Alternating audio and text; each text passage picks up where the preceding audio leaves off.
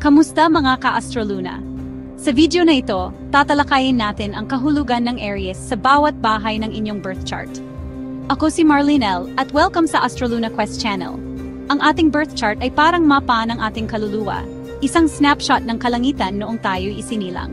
Ang Aries, bilang unang senyales ng zodiac, ay kilala sa kanyang tapang, enerhiya, at pagiging pasimuno. Kapag ang enerhiyang ito ng Aries ay mapunta sa isang partikular na bahay sa inyong chart, binibigyan nito ng kakaibang kulay at sigla ang area na iyon ng inyong buhay.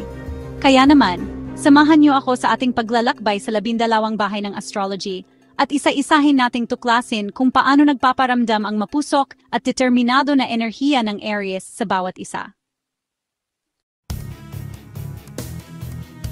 Ang unang bahay, mga ka-Astroluna, ay ang ating ascendant o rising sign. Ito ang ating bintana sa mundo, ang unang impresyon na ibinibigay natin sa iba. Kapag ang Aries ang nasa unang bahay, asahan nyo na ang dating nyo ay talagang markado. Kayo yung tipo ng tao na kapag pumasok sa isang kwarto, ramdam agad ang inyong presensya. Ang inyong approach sa buhay ay direct, straightforward at minsan, medyo impulsive.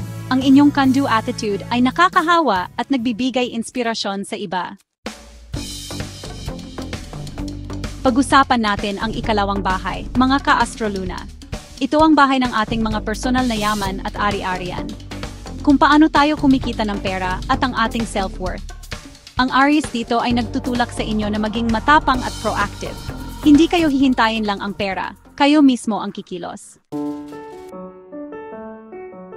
Dumako naman tayo sa ikatlong bahay, mga ka-Astroluna. Ito ang teritoryo ng komunikasyon, ating pag-iisip, pag-aaral, mga kapatid, kapitbahay, at pati na rin ang ating mga short trips o daily commute.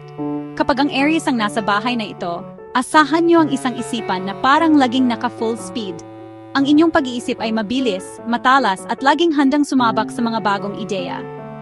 Ang Aries sa ikatlong bahay ay nagreresulta sa isang estilo ng komunikasyon na very direct, straightforward, at minsan, medyo blunt. Mahilig din kayong mag-express ng inyong opinyon at hindi kayo natatakot na ipagtanggol ang inyong mga ideya. Ang inyong isip ay laging curious at naghahanap ng bagong kaalaman. Ang mahalaga lang, mga ka-Astroluna, ay maging mindful sa inyong mga salita. Dahil sa inyong directness, baka minsan ay hindi niyo sinasadyang makasakit.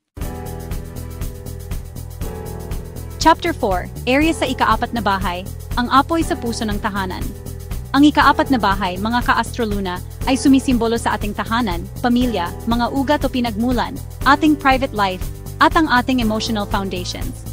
Kapag ang maalab na Aries ang nananahan sa bahay na ito, asahan nyo ang isang home environment na puno ng enerhiya, dynamism, at minsan, kaunting action. Ang pagkakaroon ng Aries sa ikaapat na bahay ay maaaring mga hulugan na kayo ang nagtitake ng lead sa mga usaping pampamilya.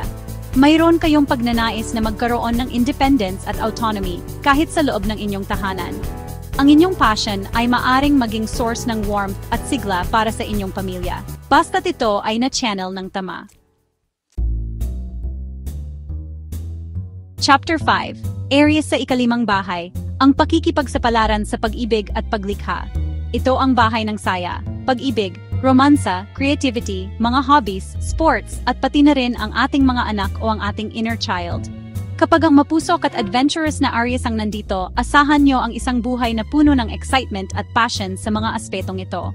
Sa larangan ng pag-ibig at romansa, ang Aries sa ikalimang bahay ay nagdudulot ng isang napaka-enthusiastic at direct na approach.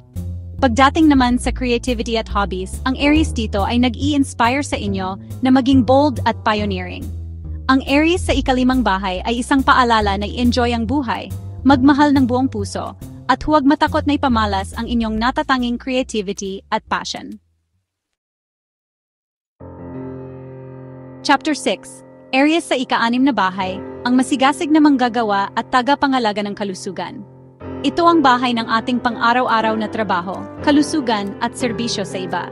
Ang Aries dito ay napaka-energetic at proactive sa trabaho at kalusugan. Ipinapakita nito ang malakas na work ethic at pagiging aktibo. Ang Aries ay nag-encourage ng direct action sa health issues. Paalala na ang kalusugan at trabaho ay nangangailangan ng Arian fire and drive. Chapter 7, Aries sa ikapitong bahay, ang nagniningas na pakikipag-ugnayan. Ito ang bahay ng ating mga one-on-one relationships, lalo na ang marriage o long-term partnerships. Kapag ang passionate at assertive na Aries ang nasa teritoryong ito, asahan niyo ang mga relasyon na puno ng sigla, dinamismo, at minsan, kaunting sparks o healthy conflict. Ang mahalaga sa inyo sa isang partnership ay ang excitement, ang pagiging totoo sa isa't isa, at ang espasyo para sa individual growth. Ang inyong approach sa mga conflicts sa relasyon ay maaring very direct. Ang Aryan fire sa inyong mga relasyon ay maaring maging source ng passion at excitement, basta't ito ay sinasamahan ng respeto at pag-unawa. Chapter 8. Aries sa ikawalong bahay, ang matapang na pagharap sa pagbabago at lalim. Ito ang bahay ng transformation, shared resources, tulad ng joint finances, inheritances, intimacy, sexuality, death and rebirth, at mga hidden matters. Kapag ang matapang at walang takot na Aries ang nasa bahay na ito, asahan niyo ang isang napaka-direct at courageous na approach sa mga deep at minsan ay taboo na aspeto ng buhay. Ang Aries sa ikawalong bahay ay hindi takot humarap sa mga krisis o malalaking pagbabago. Ang inyong tapang ay umaabot hanggang sa pagharap sa inyong mga sariling anino o mga hidden aspects ng inyong psyche. Ang inyong tapang sa pagharap sa mga darker sides ng buhay ay isang malaking kalakasan. Chapter 9. Aries sa ikasiyam na bahay, ang walang takot na manlalakbay ng kaalaman. Ito ang bahay ng higher learning, philosophy, malalayong paglalakbay, ibang kultura, batas, relihiyon, at ang ating mga personal na paniniwala o life's big picture. Kapag ang adventurous at pioneering na Aries ang nasa bahay na ito, asahan niyo ang isang walang takot at masigasig na paghahanap ng kaalaman at mga bagong karanasan. Ang Aries sa ikasiyam na bahay ay nagpapakita ng isang malakas na pagnanais na i-explore ang mundo at ang iba't ibang pananaw sa buhay. Ang inyong adventurous spirit ay hindi lang limitado sa pisikal na paglalakbay, kundi pati na rin sa paglalakbay ng isip. Ang Aryan energy dito ay magtutulak sa inyo na maging isang tunay na seeker of truth and wisdom, laging handang palawakin ang inyong kaalaman at karanasan. Chapter 10. Aries sa ikasampung bahay, ang ambisyosong leader sa tuktok ng tagumpay. Ito ang pinakatuktok ng ating birth chart, ang midheaven. Kapag ang driven at ambitious na Aries ang nasa bahay na ito, asahan niyo ang isang landas sa karera na puno ng leadership, initiative, at pagnanais na maabot ang tuktok. Ang Aries sa ikasampung bahay ay nagpapakita ng isang natural na kakayahan na mamuno at mag-initiate ng mga proyekto. Ang inyong ambisyon ay mataas at handa kayong magtrabaho ng husto para makamit ang inyong mga goals. Ang inyong public image ay maaring isang taong very dynamic, courageous at isang go-getter.